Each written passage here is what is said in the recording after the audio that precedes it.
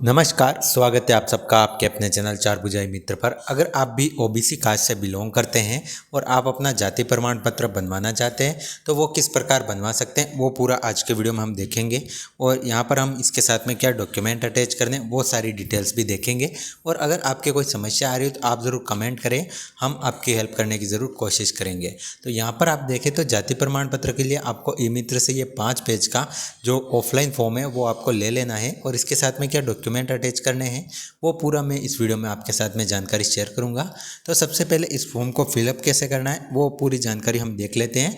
तो ये आपका फर्स्ट पेज हो जाएगा और यहाँ पर आप देखें तो थोड़ा सा मैं यहाँ नीचे कर देता हूँ। तो यहाँ पर जो भी आवेदक है उसका लेटेस्ट जो फ़ोटो है वो यहाँ पर लग जाएगा।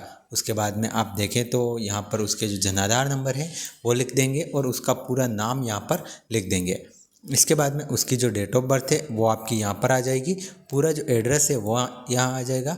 वर्तमान और स्थायी पता अगर अलग अलग है तो अलग अलग लिखेंगे, बाकी सेम है तो सेम यहाँ पर वापस लिख देंगे। यहाँ पर आपसे पूछा जाएगा कि क्या आपका परिवार राजस्थान का मूल निवासी है, तो यहाँ पर आपको राइट कर देना है। अगर आप नहीं करते हैं तो आपको दूसरी डिटेल्स भरनी पड़ेगी। यहाँ पर आप देखें तो आपको यस करना है, राजस्थान के निवासियों के लिए ये बन रहा है। और यहाँ पर आप देखें तो धर्म हम हिंदू चूज़ कर लेंगे, जो भी है वो आप यहाँ पर लिख सकते हैं, कोई प्रॉब्लम नहीं है। तो हम यहाँ पर जैसे लिख देते हैं। उसके बाद में जैसे हमारी जाति पूछी जाएगी तो यहाँ पर हमें लिखना है ओबीसी। उसके बाद में ओबीसी में कौन सी कास्ट है वो आप यहाँ पर लिख सकते हैं। जो भी आपकी कास्ट आती है उस कास्ट का नाम यहाँ पर आप लिख देंगे।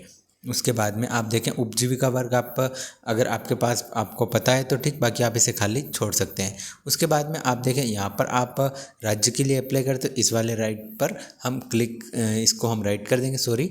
और यहाँ पर हम पिता का नाम लिखेंगे, यहाँ पर माता का नाम लिखेंगे। अगर माता और पिता दोनों का नाम अगर ज्ञात नहीं है और कोई उनका गार्डियन है तो उसका नाम यहाँ पर आ जाता है। बाकी आपके केस में ज़्यादातर में ये दोनों आपको फिलअप कर देने, इसको आपको खाली रख देना है। कोई विवाहित है तो उसके पति का नाम यहाँ पर आ जाएगा। माता पिता की परिस्थिति तो यहाँ पर आप देखें तो अगले पेज से स्टार्ट होगा। सबसे पहले अगर पिता कोई संवैधानिक पद पर है तो इसे भरना है, अन्यथा आप नील करके आगे बढ़ जाएंगे। अगर सरकारी सेवा में कोई है तो आपको भरना है ये वाला ऑप्शन, बाकी आपको आगे बढ़ जाना है। कोई अंतर्राष्ट्रीय संगठन से आपके फैमिली में जुड़ा हुआ है आपके पिताजी तो वो यहाँ लिखेंगे, बाकी इसे खाली छोड़ देंगे। और यहाँ पर अगला जो है अगर पब्लिक सेक्टर में किसी में है तो यहाँ पर आप लिख सकते हैं, बाकी आप यहाँ पर नील कर देंगे। पैरामिलिट्री में है तो यस, अन्यथा यहाँ पर नील कर देंगे। व्यवसाय वर्ग आप देखें तो यहाँ पर कोई उपजीविका वर्ग वृत्ति है तो यस, अन्यथा कारोबार है तो आप यहाँ पर यस, अन्यथा नील कर देंगे। उसके बाद में कृषि जोतों का आकार अगर सिंचित में आपके पास कितनी भूमि है, कितने प्रकार है वो अगर आपको ध्यान है तो आप यहाँ पर लिख सकते हैं, बाकी आप इसे खाली छोड़ देंगे। क्योंकि इसके साथ में स्पेशल तौर पर आय का पूरा जो डेटाबेस है वो लगाया जाता है। और यहाँ पर आप देखें तो यहाँ पर जितना भी आप पर टैक्स देते हैं या नहीं ये यस नो आप कर देंगे। क्या आपका धन कर अधिनियम के अंतर्गत आता है, यस या फिर नहीं, तो हम यहाँ पर नो कर देंगे, जो भी हमारा आता है वो। उसके बाद में यहाँ पर जो भी आवेदक है उसके साइन हो जाएंगे, स्थान लिखेंगे और दिनांक यहाँ पर लिख देंगे। इसके साथ में आप देखें तो यहाँ पर कुछ एक चीज़ें और है जो आपको ध्यान रखना है, तो वो मैं आपको बता देता हूँ। ये वाला सबसे मेन पेज है। यहाँ पर आप देखें 2 गवाह आपको लगाने होंगे, तो गवाह में आप सरपंच, सचिव, स्कूल टीचर या फिर और अलग अलग ऑप्शन हैं तो उनका आप इस्तेमाल कर सकते हैं। यहाँ पर आप देख सकते हैं 2 उत्तरदायी व्यक्ति कौन हो सकते हैं। यहाँ पर संसद सदस्य, विधानसभा सदस्य या फिर राजकीय अधिकारी, कर्मचारी, जिला प्रमुख, प्रधान, जिला परिषद सदस्य, सरपंच, ग्राम सेवक, पटवारी, महापौर, इन सभी में से आप किसी के भी स्कूल के हेडमास्टर के साइन यहाँ पर करवा सकते हैं। और यहाँ पर आप देखें तो वो अपने हिसाब से ये पूरा फिलअप करके अपनी सील और साइन यहाँ पर कर देंगे। 2 गवाह आप यहाँ पर लगा देंगे। उसके बाद में ये आप देखें तो आवेदक के नाम से फिलअप होगा। तो सबसे पहले यहाँ पर आवेदक का नाम आ जाएगा, यहाँ पर पुत्र है या पुत्री है वो लिख देंगे। और उसके बाद में पिता का नाम, यहाँ पर गांव का नाम और अपना जो गांव का जो लोकल एड्रेस है उसका पूरा जो नाम है वो आप यहाँ पर लिख देंगे, गांव या शहर का। उसके बाद में आप देखें तहसील आ जाएगी, जिला आ जाएगा। उसके बाद में आपकी जाति कौन सी है तो ओबीसी करके आप यहाँ पर अपनी जाति का जो भी नाम है वो यहाँ पर लिख देंगे और यहाँ पर सिग्नेचर कर देंगे।